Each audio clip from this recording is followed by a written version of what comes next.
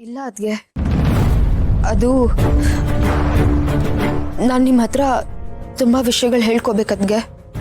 ಹೇಳಿ ಸುಧಾ ಅವರೇ, ಏನಾದ್ರೂ ಪ್ರಾಬ್ಲಮ್ ಇದೆಯಾ? ಏನಾದ್ರೂ ಕಷ್ಟ ಆಗ್ತಿದ್ಯಾ? ನೋಡಿ, ಅದು ಏನೇ ಇದ್ರೂ ನನ್ನ ಹತ್ರ ಹೇಳ್ಕೊಳ್ಳಿ, ನಾನು ಸಹಾಯ ಮಾಡ್ತೀನಿ. ಸಂಕೋಚ ಪಟ್ಕೋಬೇಡಿ ಪ್ಲೀಸ್. ಇವ್ರು ನನ್ನ ಬಗ್ಗೆ ಎಷ್ಟು ಒಳ್ಳೆ ಭಾವನೆ ಇಟ್ಕೊಂಡಿದ್ದಾರೆ, ಆದ್ರೆ ನಾನು ಇಲ್ಲಿಗೆ ಯಾಕೆ ಬಂದಿದ್ದೀನಿ ಅನ್ನೋ ಸತ್ಯನ ಇವ್ರುಗಳಿಗೆ ಹೇಗೆ ಹೇಳಿ? ಇವ್ರುಗಳ ನನ್ನ ಮೇಲೆ ಇಟ್ಟಿರೋ ನಂಬಿಕೆನ ನಾನು ಹೇಗೆ ಮುರಿಲಿ?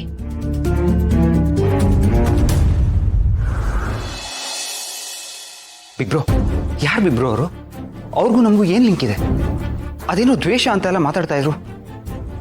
ಅವ್ರು ಯಾಕೆ ನಮ್ಮ ಮೇಲೆ ಅಷ್ಟೊಂದು ದ್ವೇಷ ಸಾಧಿಸ್ತಾ ಇದ್ದಾರೆ? ಒಂದು ದೊಡ್ಡ ಕತೆ ಪಾರ್ಥ, ದೊಡ್ಡ ಹಿಸ್ಟ್ರಿನೇ ಇದೆ. ಯಾವುದಕ್ಕೂ ನೀವುಗಳ ಸ್ವಲ್ಪ ಹುಷಾರಾಗಿ.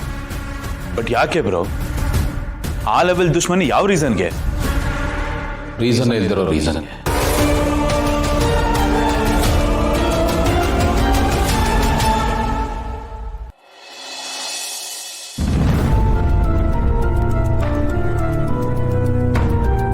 ಸುಧಾ ಅವರೇ, ಯಾಕೆ ಸುಮ್ಮನಾಗ್ಬಿಟ್ರಿ?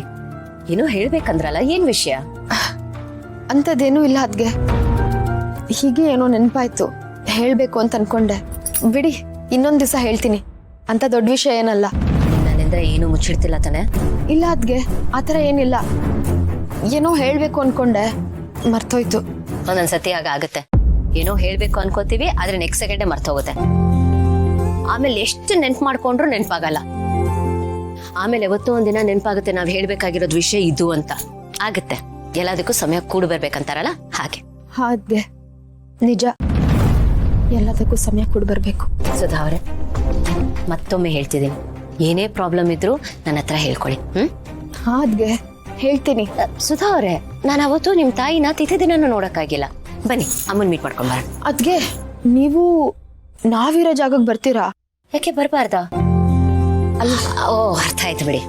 ನಾವು ತುಂಬಾನೇ ಶ್ರೀಮಂತು, ನೀವು ಬಡವರು, ನಾವು ನಿಮ್ ಮನೆಗ್ ಬರಬಾರ್ದು. ದಯವಿಟ್ಟು ಆ ರೀತಿ ಎಲ್ಲ ಹೇಳಕ್ ಹೋಗ್ಬೇಡಿ ಪ್ಲೀಸ್. ಅಯ್ಯೋ ಇಲ್ಲ ಅದ್ಗೆ, ಹಾಗೆಲ್ಲ ಏನು ಇಲ್ಲ.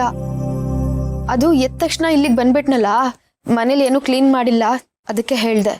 ನನ್ಗೆ ಅರ್ಥ ಆಗತ್ತೆ ಬಿಡಿ. ನಿಮ್ಗೆ ಟೈಮ್ ಎಲ್ಲಿದೆ? ಅಲ್ಲೂ ನೋಡ್ಕೋಬೇಕು, ಇಲ್ಲೂ ನೋಡ್ಕೋಬೇಕು.